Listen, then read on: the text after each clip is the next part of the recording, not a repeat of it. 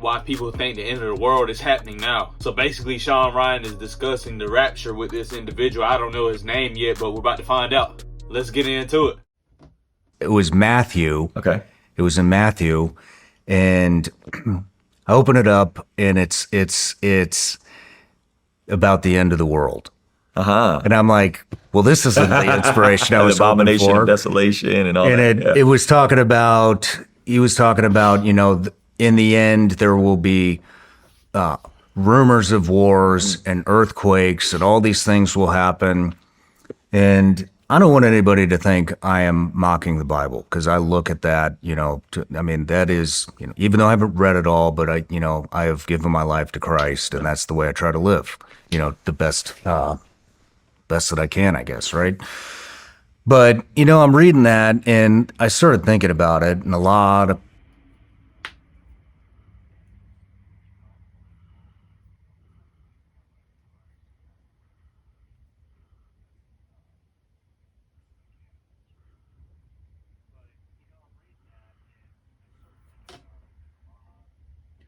Is it just me, or do y'all wonder why dudes sit like that? I never understood why they cross their leg like that. I don't get it. It seems the guys on my odd. team Not saying he's are gay or very nothing like that. Let me just a lot be more clear. I'm just saying, educated I just on always the find that Bible weird. Like, I than don't find am, that you know, from position their upbringing and stuff. And prop so my leg up like that. Like, I called Darren. I don't know. Maybe it's just me. My lead editor. That's always something I always. Or I had a didn't call him. question I was texting him, and I was like, strange you know, to me. man, I was like, this almost sounds like some conspiracy that was put together. And, you know, the reason I say that is I was just in my lifetime, we have always been at war. And so, you know, rumors of wars and wars. There's, you know, very young, we had Desert Storm.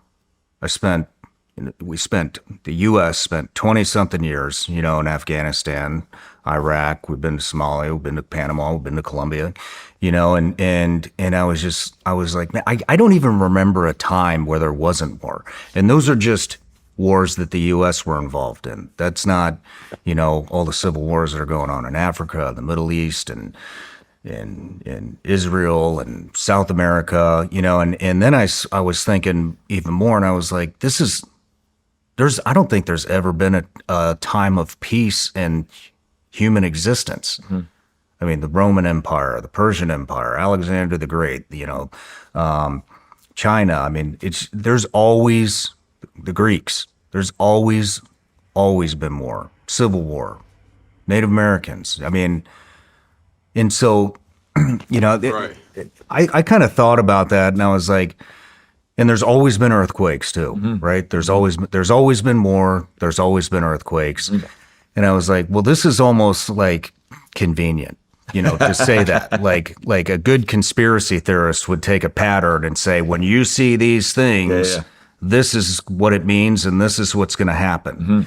And, you know, I feel like that would be like me saying, you know, when the end times come, you'll start to see men cheating on their wives. You know what I mean? And it's like, men have been cheating on their wives since the beginning of the time. Not all men, but, and so I just want to, you know, I mean, this is fresh in my mind. You're obviously very studied on this stuff. So I just want to get your take on what I'm feeling. Yeah, I mean, I think what you're feeling is the angst that a lot of people are feeling right now. I'm not sure if you know this, but there's an actual conspiracy rumor prophecy that like today is supposed to be the rapture that's going viral all over TikTok.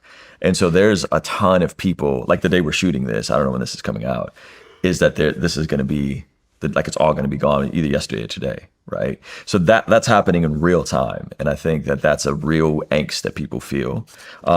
Wait a minute, the rapture is supposed to happen today? Yeah, like apparently I guess me and you got the left shit behind. Stick, huh? So there's been a long history of people reading and trying to interpret and trying to say what is and isn't supposed to happen and how it's supposed to go down.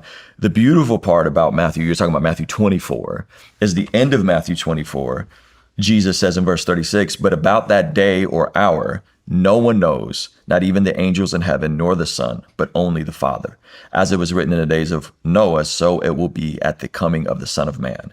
And then he goes on to explain craziness and all this insane stuff that's going to be happening. But the beautiful part about everything you're describing is that from here, from that passage of like rumors of wars and all the abomination, all this scary stuff,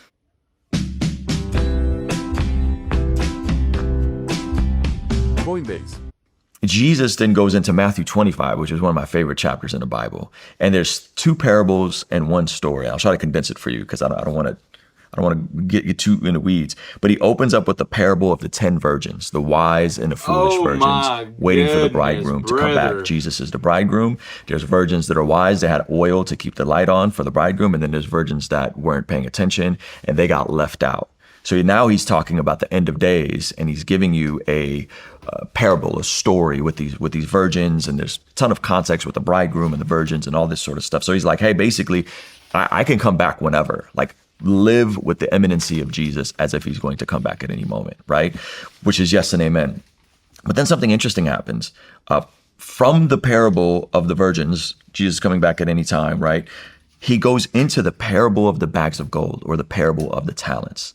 There's one person he gave 5 talents to, one person he gave 3 talents to, one person he gave 1 talent to. There's a master that's going on a mission. He leaves some money with his servants. The guy who has 5 takes the 5, invests it, doubles up.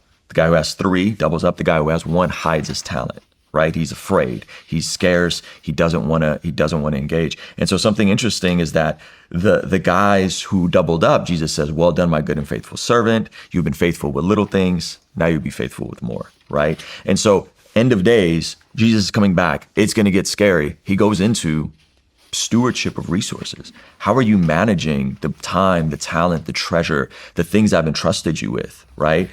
So in light of the whole conversation of the end of days, it goes right into, hey, what are you doing with what you've been given, right? What have you been doing with the time, talent, and treasure that you've been given? And the person that doubles up, he's rewarded, he's celebrated. The person that doesn't, he's rebuked. And it says, verse 26, this is the person that had the one and buried it. He was afraid. He didn't want to try. Verse 26 in Matthew 25 says, his master replied, you wicked, lazy servant. So you knew that I have harvest where I have not sown and gather where I have not scattered seed. Well, then you should have put my money on deposit with the bankers so that when I returned, I would have received it back with interest. So that lazy one, he rebukes him. But this is the crazy part about all this. End of days, all this wars of war. Live as if Jesus is going to come back. Make the most of your time, talent, and treasure. And the end of Matthew 25 is about the sheep and the goats. And Jesus goes on to say, I'll just read it to you because I'm trying to paraphrase, but I'll just read it to you. It says, when the Son of Man comes in his glory, the end of days, and all the angels with him, he will sit on his glorious throne. All the nations will be gathered before him, and he will separate the people one from another as a shepherd separates the sheep from the goats. He will put the sheep on his right and the goats on his left. Then the king will say to those on his right, come you who are blessed by my Father, take your inheritance, the kingdom prepared for you since the creation of the world. Verse 35, for I was hungry, and you gave me something to eat.